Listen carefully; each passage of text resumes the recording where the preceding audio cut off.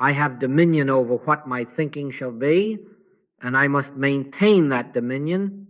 Now hear me. If I fear a condition, money, time, a diagnosis, the market, a person, I have already crowned it in my universe. Without ceremony, without trumpet, I have placed a little tin crown on a passing shadow and called it power. That is the hidden coronation. That is why your so-called manifestation becomes strained. I made a rival throne in consciousness, and then I knelt to it. A house divided against itself cannot stand, and ye cannot serve God and mammon. Do you see? The moment I acknowledge two powers, prayer becomes effort, affirmation becomes pushing, and life becomes bargaining with an idol of my own making. Now I must state the non-negotiable premise, and you must not let it slip from your hand. There are not two powers. Hear, O Israel, the Lord our God is one Lord. I cannot say, I trust God, and then in the very next breath say, but the report says, the trend says, the expert says. That but is the coronation. That but is the whispered oath of allegiance to a second power. And from that instant, I am no longer in realization, I am in contest, pushing, pleading, straining, and I will grow weary because I am wrestling an image that I myself inflated. Now, do you remember that I did not say to ignore facts? I said stop granting creative authority to facts. Facts are effects, not causes. The thermometer reports, it does not ordain. The bank ledger tallies, it does not decree supply. The doctor's chart observes, it does not originate life. Ye shall know the truth, and the truth shall make you free. Not the statistic, not the rumor, not the mood of the crowd. I, in this instant, must withdraw belief from effects as cause. I must silently, gently, unhurriedly say within myself, I will not bow my thought to an appearance. I will not permit an echo to masquerade as a voice. Therefore, I assume conscious dominion over mind and body. I stand here the porter at the door of thought. Nothing shall enter that declareth itself in authority, separate and apart from the one. This does not mean that I take up arms against appearances, put up thy sword. It means I refuse them entrance as power. I stand as a tiler over my mind and my body, and I say gently but irrevocably, I recognize your report as an effect. I deny you jurisdiction over my peace, because my peace is of God, my life is of God, my supply is the infinite outpouring of God, and there is no my supply and thy supply, only the fullness of the one. I will not pretend that this is easy. It is simple, and it is relentless. Simple, because it is one premise, not two powers. Relentless, because I must surrender the secret idol, the comforting superstition that conditions govern me, that if I appease them, flatter them, invest them, fear them, they will keep me safe. No, fear not, little flock, for it is your Father's good pleasure to give you the kingdom. The kingdom is not negotiated with markets or microbes or calendars. The kingdom is realized as I withdraw belief from secondary causes and rest in the one. Sometimes the tremor still tries to take me. Sometimes the old human mind runs ahead to kneel before a headline. I catch it. I snap out of it, not as a swashbuckler, not with bravado, but with a gentle eye, a quiet eye. Be still and know that I am God. I then am the bread of life to my need. I then am the light that dissolves shadow. I am the only self here. In that stillness the idol slips, the crown falls from the condition, and prayer ceases to be effort. It becomes realization because I have ended the contest of two and returned to the one. Now let us unmask the polite disguise. I say I trust God, and then I consult the bank account to see whether my trust is permitted. I say spirit is my life, and then I wait for the calendar to declare whether it is time for health. I say all supply is within, and then I tremble at a headline about markets, elections, weather, or a client's silence, as if those letters on a screen had jurisdiction over my peace. This is the refined duplicity that keeps the struggle alive. I use holy words, but I keep a private priesthood of circumstances to which I still bow. Ye cannot serve God and mammon. Now, do you hear it? Not because mammon is evil, but because service divided is service denied. Let me be as clear with you as I am with myself. If my peace must wait, I have appointed the waiter as my savior. I will be at peace when the payment clears, when the body calms, when the email arrives, when the ring is on the finger, when the door opens. No, that is contracting with an idol.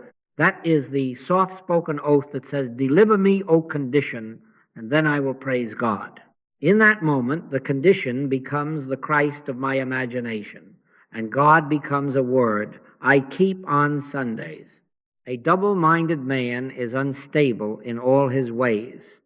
If my inner state rises and falls with outcomes, I am still worshiping outcomes. So I give you a simple teaching check, and I take it with you now. What must happen for you to be at peace in this instant? Do not answer me with slogans. Answer me with breath.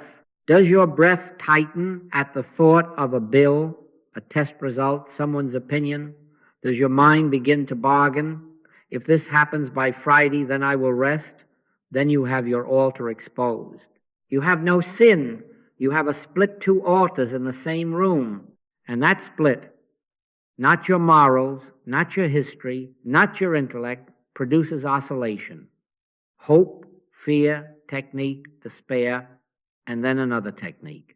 You know how that goes. Affirmations multiplied, visualizations stacked, podcasts queued, a restless pilgrimage from one prayer method to another, all to placate a second power that never had life in it. Thou wilt keep him in perfect peace whose mind is stayed on thee. Stayed, not sampled. Stayed, not checked between scrolling. I will not pretend that this subtle bargain is easy to relinquish. I have had my long periods of practice where I said, God is my supply, and then I peeked at the ledger to see if supply had heard me. Sometimes it still tries to get the best of me. I catch it. I snap out of it, not with a swashbuckling eye, but with a gentle eye. Be still and know that I am God. I then am peace before numbers move. I then am life before cells report. I then am supply before clients call. When I rest there, the calendar and the bank become what they always were. Thermometers, not suns. Clocks, not creators. Reports, not rulers. Hear me. The issue here is not morality. It is consciousness. The divided allegiance creates delay, not because God withholds, but because I withhold my recognition. I withhold it every time I say, I trust, and then look over my shoulder to the news for permission to exhale. Two masters cannot be served. Therefore, I must choose not with bravado, not with denial of appearances, but with a quiet refusal to let appearances be power. I stand again at the door of thought as Porter and Tyler, and I deny entrance to the suggestion that an external event can certify my peace. Set your affection on things above, not on things on the earth, not as geography, but as hierarchy above, meaning primary cause, the one. Manifestation, so-called, fails here, not because truth is absent, but because allegiance is divided. Realization dawns when I stop bargaining for peace and receive it as identity. Then action, plans, and prudence may proceed, but not as masters, only as servants. And now we must see why the strain remains so persistent. The personal I tries to take over the government, to create by effort what can only be revealed by yielding. We go there next. Now I must say the word that relieves toil and exposes presumption. I can of mine own self do nothing. Did you hear the first person there? Not you can't, I can't of mine own self. There are two I's in our speech, and you must never never let them run together. There is the little I, the biographical one, the one with a birthday, the one that keeps score, that calculates, that fears, that wants to be praised and dreads being ignored. And then there is I, the I that spoke before Abraham was, I that is life itself, quiet, impersonal, already complete. The personal I is the servant. The universal I is the government. When the personal I seizes the scepter, manifestation collapses into effort. When the I is recognized, realization dawns without strain. Now here is the modern snare, and I have stepped in it more times than I care to count. We take techniques, affirmations, visualizations, scripting, journaling, and instead of letting them tune our listening, the personal I uses them to bargain with reality. If I say it enough, I will get it. If I picture it hard enough, I will force it. If I script it precisely, the universe will obey. That is inverted worship. That is the clay telling the potter what shape to make, not by might, nor by power, but by my spirit, saith the Lord. When there is strain in our practice, it is proof that the personal I is trying to be God. Pressure is the sacrament of idolatry. It reveals that I am serving an image, my image of good, instead of surrendering to the living good that I am. Now, yes, make statements of truth. Do not make demands on God. Yes, visualize peace. Do not try to hypnotize the infinite. Yes, write your contemplations. Do not sign contracts with the calendar. It has to be a gentle I, not an egotistical I, not a swashbuckling I that waves a sword of I am to conquer circumstances. Put up thy sword. The spiritual word I is not a brand to sell or a lever to pry open destiny. It is the name of being. I am that I am. When I say I do not mean Joel and his ambitions. I mean the one that is life of all life, mind of all minds, the bread of life to every need, yours and mine together. If I make that holy name the property of a striving personality, I feed the very sense of separation that suffers. Let me offer you an image. This hand can neither give nor withhold of itself. It moves because I move it. It cannot rush, it cannot panic, it cannot force, it receives impulse, and it expresses. So with the personal mind. It is an instrument. When it pretends to be the source, it cramps. When it yields to the I, it flows. In him we live and move and have our being. Therefore, when I feel the breath shorten, the shoulders tighten, the inner deadline pound upon the rib cage, I know what has happened. The instrument has tried to conduct the orchestra. I stop. I reverse the allegiance.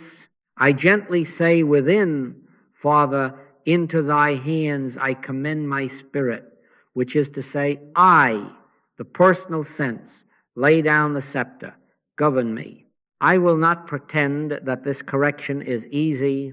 I have had my long periods of practice where I issued timelines to heaven, where I rehearsed 100 affirmations before breakfast to make something happen by Friday. Sometimes that old habit still tries. When it does, I catch it, and I snap out of it, not with bravado, but with that quiet, living I that rises from the chest, closer than breathing. Be still, and know that I am God. I then am the life of this body without consulting symptoms. I then am the supply without bargaining with numbers. I then am peace without securing permission from people or events. And as I rest there, the very techniques I once used as levers become psalms, expressions of love, not tools of control. The work, then, is not to create reality. Creation is finished in God. The work is to recognize the one power and yield to its government. Thou shalt have no other gods before me includes the God called my plan, my schedule, my way. I do not abdicate action, I abdicate authorship. Action becomes expression, not worship. Prayer becomes communion, not commerce. And in that yielding, the strain dissolves because the government is upon his shoulder and his name is I. Now we take the decisive test, and I ask you to take it with me, not tomorrow, not when it is convenient, but now. What must happen for you to be at peace in this instant? Not what you hope, not what you prefer. What does your breath require before it will soften? Do you find your shoulders waiting on a text message before they lower?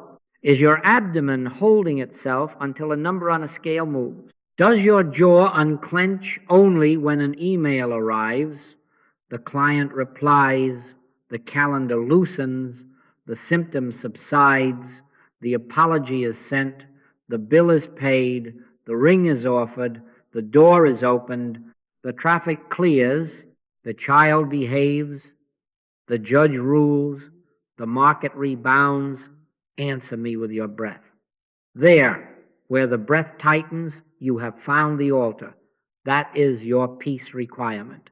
And that requirement quietly, courteously, with very civilized words, has been appointed in your consciousness as a power. Now do not call it sin, call it a split. A double-minded man is unstable in all his ways.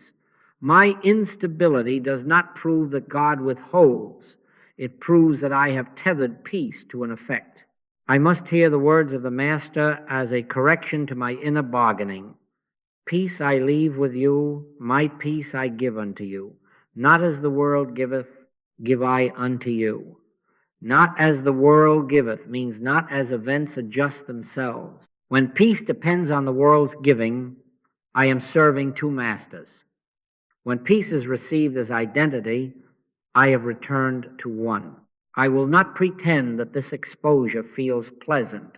I have discovered many altars in myself, altars to numbers on screens, to applause, to deadlines that had become deities, to symptoms I demanded must move before I would exhale. I have had my long periods of practice in which I dressed idolatry in devotion. Sometimes it still tries to take the scepter. Sometimes an old requirement lifts its head and says, a little proof first, then you may rest. I catch it. I snap out of it, not as a swashbuckler, not to punish myself for slipping, but with a gentle eye, a quiet eye. Be still and know that I am God. I then am peace without permission from the inbox. I then am life without certificates from nerves or cells. I then am supply before any client answers. And in that instant, the idol dissolves, because I have withdrawn the only power it had, my belief. Now listen to the distinction that liberates. Preference is not worship. I may prefer that the body be strong, the bills be paid, the contract be signed, the apology be given. I may take wise, practical steps toward those ends. I may call, I may plan, I may care for this body as a good steward. But I cannot make the step or the result my security. Security that shifts with outcomes is not security. It is servitude. Thou wilt keep him in perfect peace, whose mind is stayed on thee. Stayed, not as a vow on Sunday, but as the inner decision, moment by moment, to refuse the entrance of a second power. I act, I do not bow, I choose, I do not crown. So we take the test honestly. Ask it often throughout the day. What must happen now for me to be at peace? If anything makes the list besides God, you have your idol located. Do not fight it. Put up thy sword. We do not smash idols by emotional force or pious scolding. We disarm them by removing power from them in consciousness. The thing itself need not change for peace to reveal itself. Peace is not manufactured by circumstance, but is recognized as I can of mine own self do nothing. Therefore I end the bargaining, I end the timelines issued to heaven, and I return to one premise. There are not two powers. From this moment, let that question become your gentle companion. When the heart races, ask it. When the mind runs ahead to kneel before a headline, ask it. When you find that your breath is waiting for Friday, ask it. And then, with loving firmness, reclaim your allegiance. Father, into thy hands I commend my spirit. Which is to say, I withdraw my faith from effects, I rest in cause, I receive peace as being. Next, we will stand as porter at the door of thought and practice the quiet refusal that keeps rival powers from entering. But already, by this inventory, the crown is slipping from the condition. Already the government is returning to his shoulder, and his name is I. Now we take our post. I stand at the door of thought as Porter and Tyler. I, in this instant, assume conscious dominion over what may enter and what must be refused. Keep thy heart with all diligence, for out of it are the issues of life. Therefore, I cannot permit fear to come in and sit as counselor. I cannot admit the prophecy of lack to take a seat at my table. I cannot allow a headline to stride past the threshold and announce itself Lord over my breath. I stand here and I vow, nothing shall enter to defile, no fear thought, no verdict from sense, no authority granted to appearances. Thou shalt have no other gods before me. That is the law of this house. Now, yes, thoughts will come dressed in respectable clothing. They will not always shout. They will advise. Be prudent, they say. Check again, they say. Prepare for the worst. It's only responsible. And I tell you much that the world names prudence is mesmerism, suggestion repeating itself until it is believed. A soft hand on your elbow guiding you to kneel before a second power. I am not denouncing wisdom. I am exposing worship. Wisdom takes steps. Mesmerism bows to effects. The distinction is this. Does my peace wait on the step? If so, prudence has become a priest with a rival altar. Therefore, I adopt a simple, gentle formula at the door. When the thought presents itself about Friday, about the symptom, about their opinion, I do not wrestle. I do not run an argument. I do not chase it down the corridor of analysis. I turn to it and say, quietly, as law. No power in that, no law in that, no authority in that. And then I turn back within to stillness. Be still and know that I am God. Breathe gently. On the exhale, I let the word I float like a feather. On the inhale, I listen. If the thought knocks again, I repeat, no power in that, no law in that, no authority in that, and I rest, I yield, I abide. Do you hear that I did not say, now fight it, now outthink it, now replace it with 5 positive statements? Put up thy sword. We are not conducting mental warfare. We are guarding the sanctuary. The porter does not tackle travelers in the road. He simply does not unlock the door to those without right of entry. I will not let an appearance take jurisdiction over my peace. I will not sign a lease with an anxiety. I will not deputize a rumor to police my breath. I stand and I refuse entrance. Then I return to I, closer than breathing, deeper than thought. I then am peace. I then am life to this body. I then am the bread of life to this hour. Sometimes, let me confess it, an old thought slips by, claiming to be just checking, and I suddenly discover a stranger seated in my house, issuing timelines to heaven. I catch it. I snap out of it, not with a swashbuckling eye, but with a gentle eye. Quietly, I escort it to the door with the same words.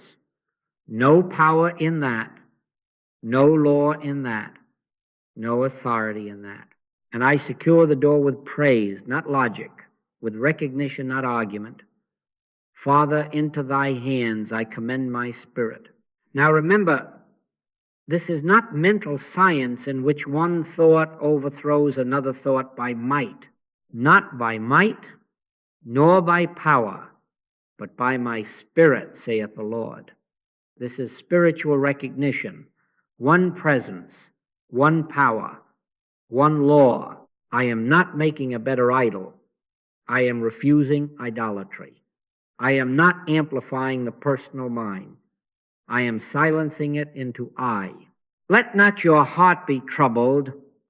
Ye believe in God, believe also in me. Believe in me, the I, the living presence, not the rumor of the hour. In this practice, the breath slows, the knocking quiets, the house grows still. And as we continue, we will see why the strangers at the door were never personal at all. They were impersonal suggestions seeking belief. Denied power at the threshold, they pass and peace remains. Now let me say the word that frees the wrists from their own cuffs.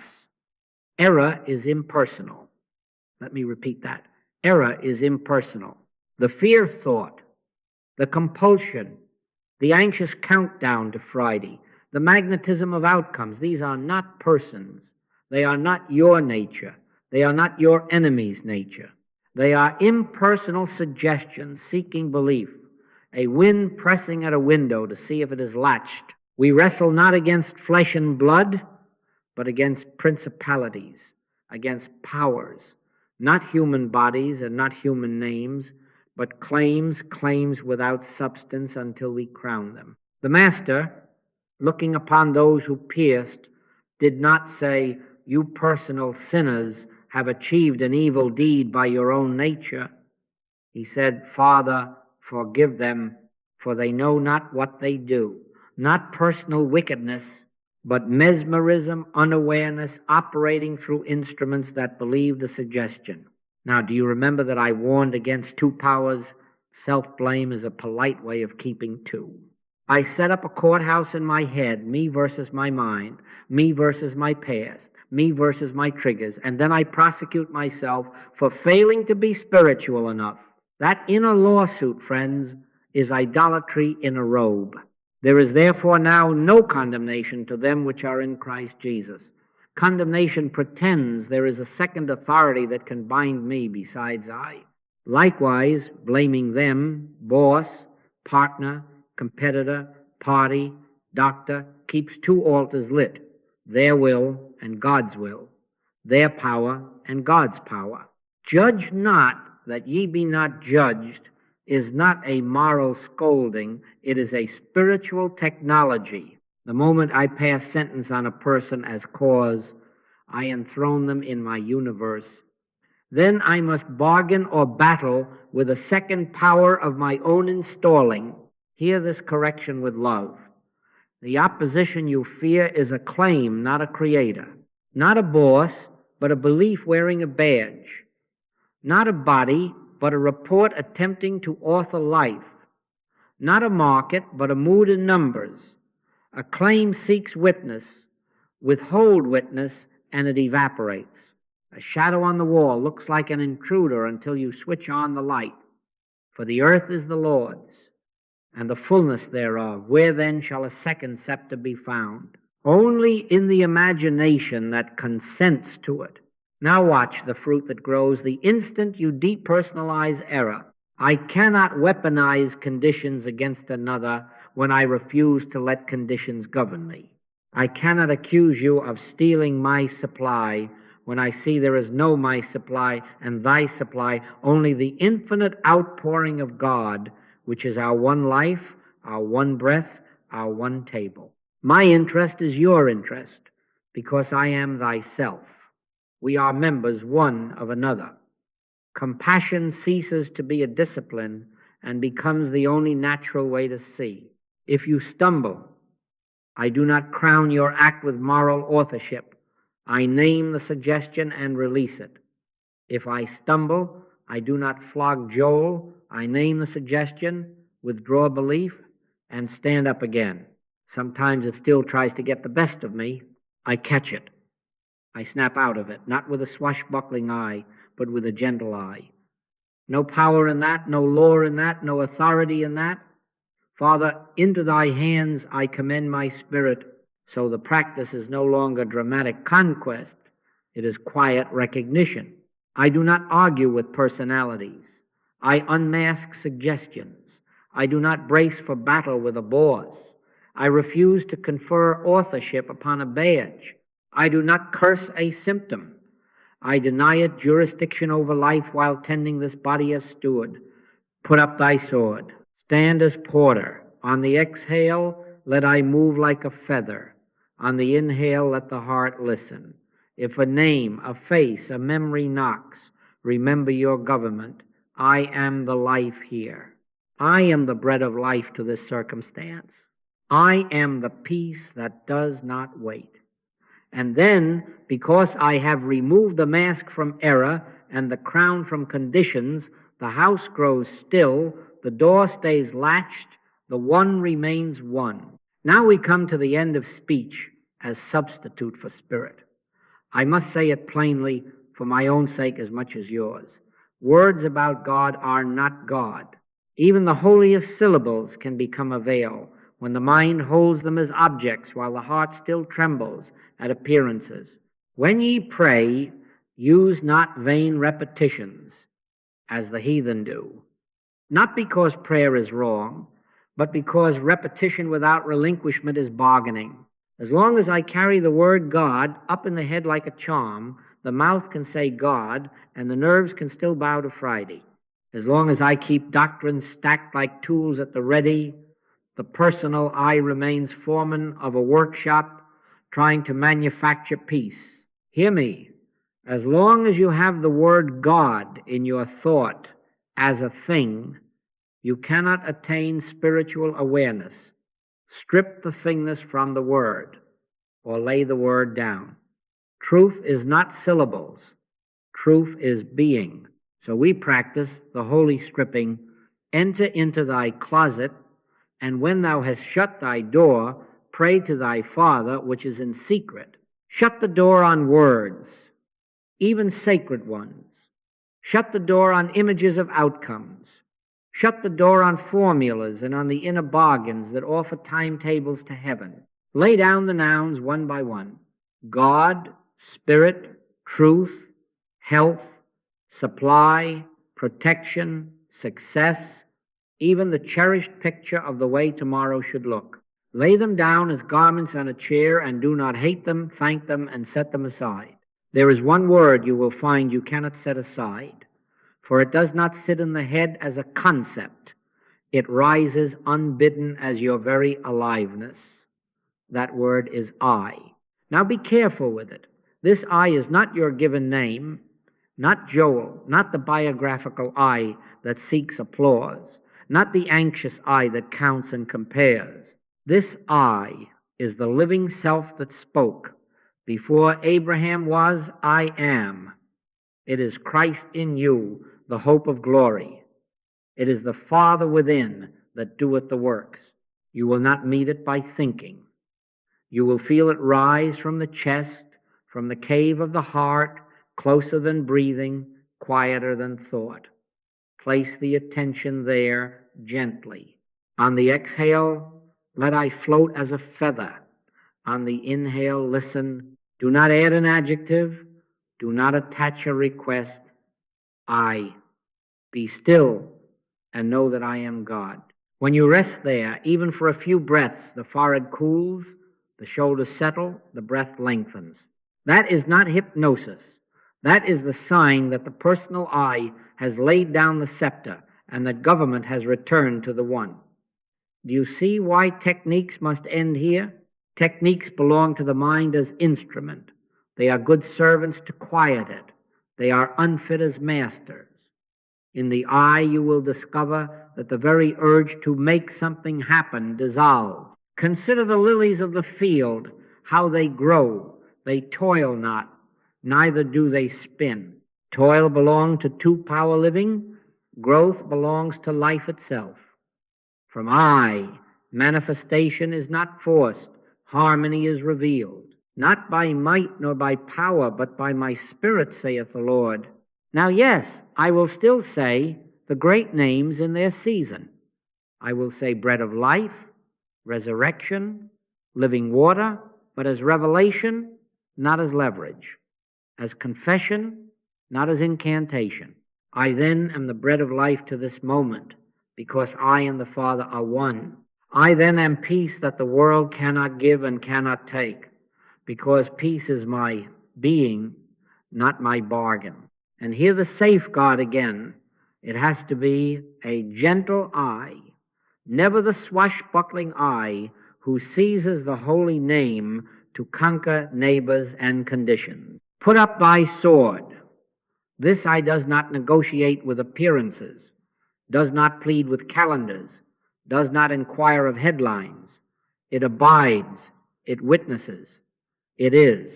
Therefore, I assume conscious dominion not over people, not over events, but over the door of thought by resting as the words fall away, the formulas rest on their hooks, the bargaining ceases, and the double allegiance dissolves because the living I cannot serve two powers.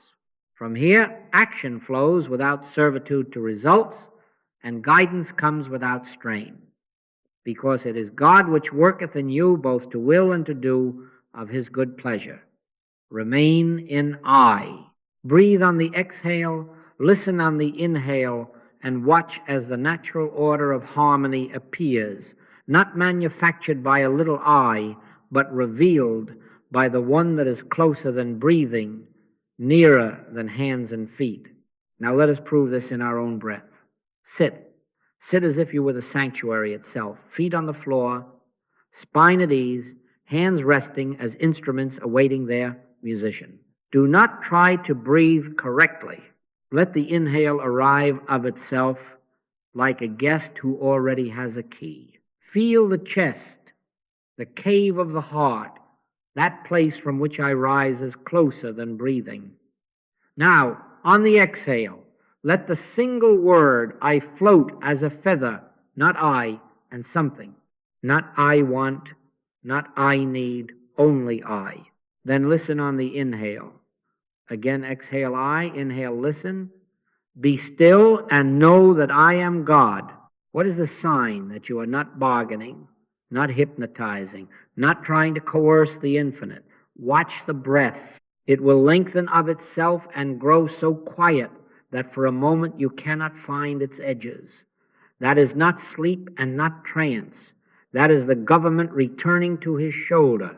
Peace appears without a reason. It does not check the calendar. It does not ask the symptom. It does not consult the market. Thou wilt keep him in perfect peace, whose mind is stayed on thee.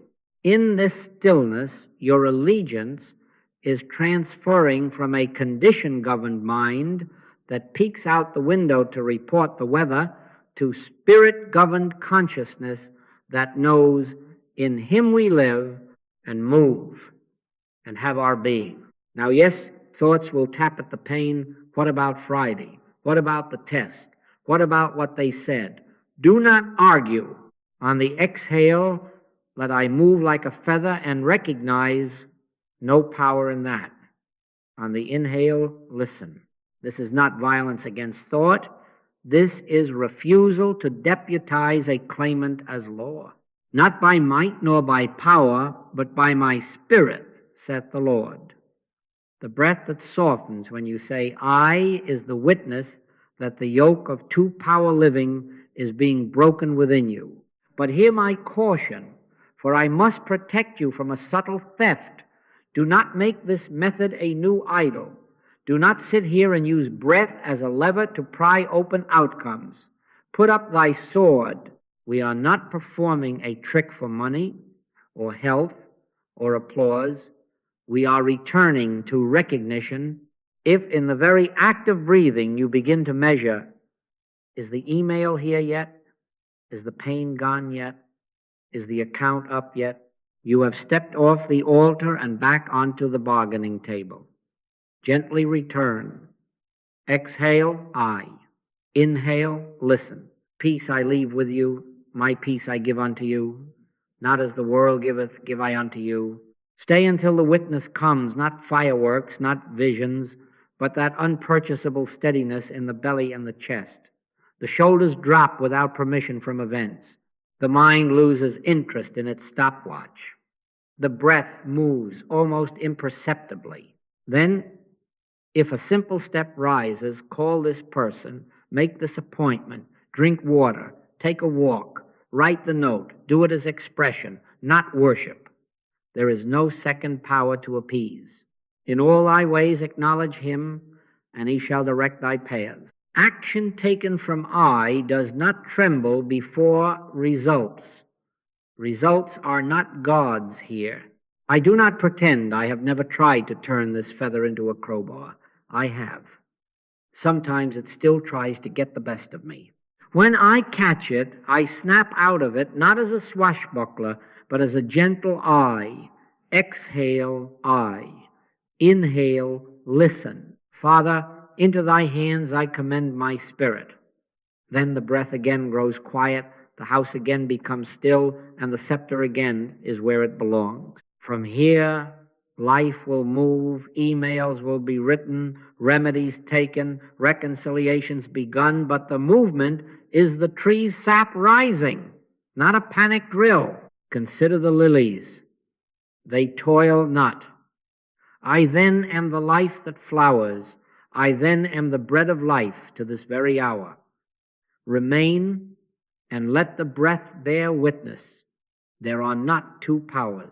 Now let the stillness we have found open its eyes upon our neighbor, upon our ledger, upon our city, and hear the correction that frees us from rivalry.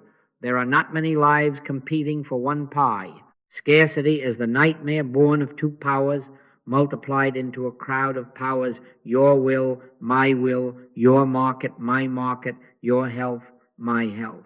But there is one body and one spirit, and therefore there is one life and one supply. The earth is the Lord's, and the fullness thereof, and no fragment of that fullness has ever been parceled out to a private self that can steal it, hoard it, or be shut out from it. My very breathing testifies to this. The air I inhale does not reduce the air available to you. So with life, so with supply. I must accept this or live in permanent negotiation with shadows. Therefore I say the word that cuts the knot of envy and fear. There is no my supply and thy supply. There is only the infinity of good, which is God expressing as all. Because I am the only self, and therefore I am thyself. My interests are your interests. My safety is your safety. My bread is your bread, and your bread is mine, because the bread is I. He maketh his sun to rise on the evil and on the good. And that means the sun does not consult our ledgers to determine its light. I then am the bread of life in this room, in this household, in this enterprise, because I and the Father are one. The instant I accept one supply, envy loses logic, rivalry drops its sword, panic comes to nothing. For what can a second power threaten if there is no second power? Now hear the manifestation correction. Whenever I want an outcome to prove that I am safe, I have stepped again into separation. I am trying to purchase a receipt for worth from events, and that is to serve two masters. Ye cannot serve God and mammon. Do I want the job, the sale, the healing, the harmony? I may take right steps. But if I want them as proof that life is with me, I have confessed that life is outside, that distribution is external, that some ruler other than I must sign for my peace. Put up thy sword. Withdraw the oath you swore to an outside treasurer. Seek ye first the kingdom of God and his righteousness, and all these things shall be added unto you. Added means visibility appears where reality already is. Added does not mean manufactured by a frightened eye. So take a quiet audit in the light of I. If you find resentment heating when another prospers, if you fear their advantage, if their raise, their audience, their engagement, their recovery, their open door seems to close yours, there you have graciously placed a crown on external distribution. Gently remove it.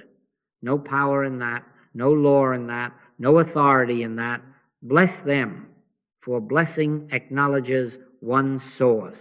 Give, and it shall be given unto you, not because you did a trade, but because giving is what one life does when it recognizes itself If you wrongfully deprive anyone, you are depriving yourself.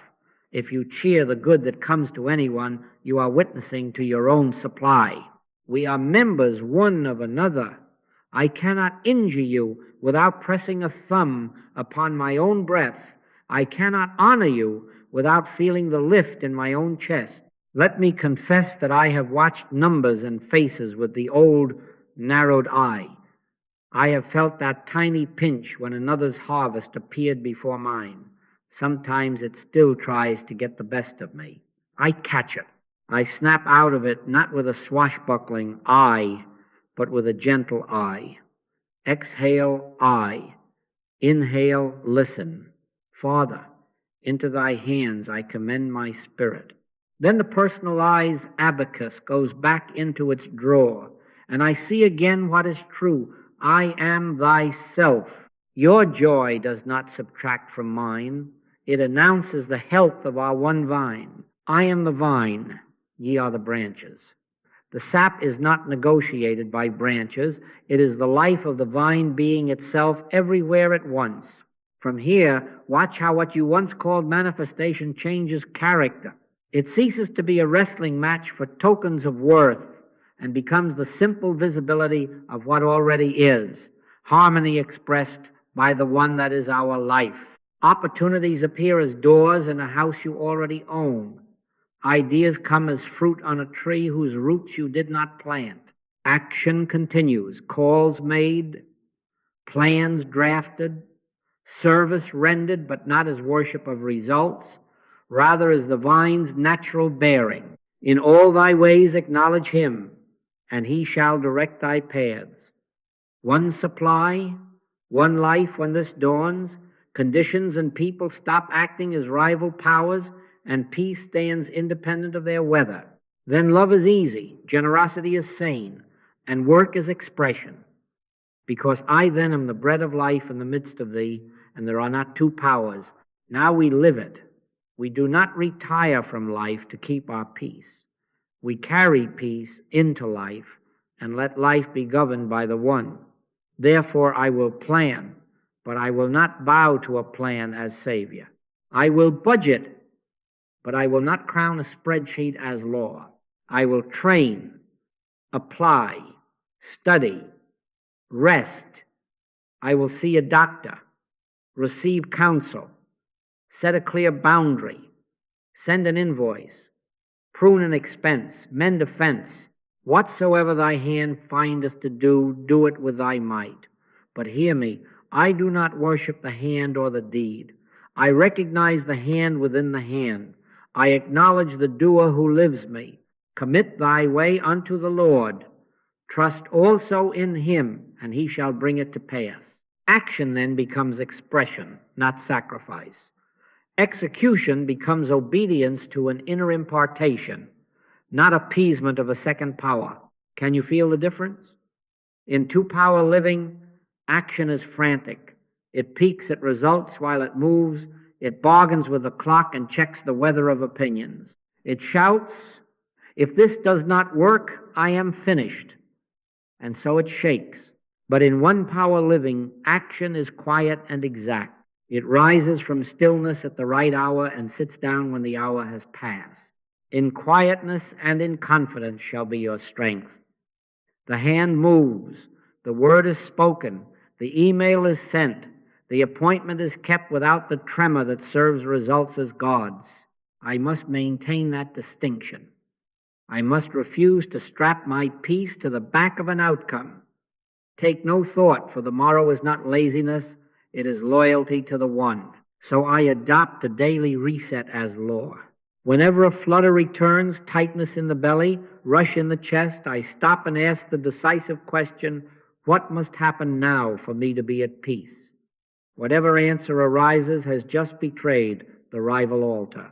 There it is, the condition I had secretly enthroned. I catch it, I snap out of it, not with a swashbuckling eye, but with a gentle eye. I return to the door of thought and refuse jurisdiction. No power in that, no law in that, no authority in that. Then I turn within, and on the exhale I float as a feather. On the inhale I listen. Be still and know that I am God. I do this in the grocery line, at my desk, walking to the car. Peace does not wait on a chair in a dark room. Peace is the government upon his shoulder, present where I am because I am. Now, I will not pretend that the old reflex never returns. Sometimes I find my fingers drumming, my breath shallow, my eyes scanning the horizon for a sign. Sometimes it still tries to get the best of me. When I discover it, I refuse the inner courtroom with its penalties and its shame. There is therefore now no condemnation to them which are in Christ Jesus. Condemnation is another second power. I simply catch it, and gently I snap out of it. Exhale, I. Inhale, listen. Father, into thy hands I commend my spirit. In 3 breaths, the shoulders remember their place. In 5 breaths, the tyrant has no throne. Then, if a step is given, call, clarify, cancel, continue. I do it as the branch carries sap, not as a beggar curries favor. The steps of a good man are ordered by the Lord. This is mature action. I see professionals and receive their skills as instruments, not as authors. I set boundaries and let my yea be yea, and my nay, nay, because my safety is not negotiated by another's moods. I keep promises. I adjust timelines. I wash the dishes.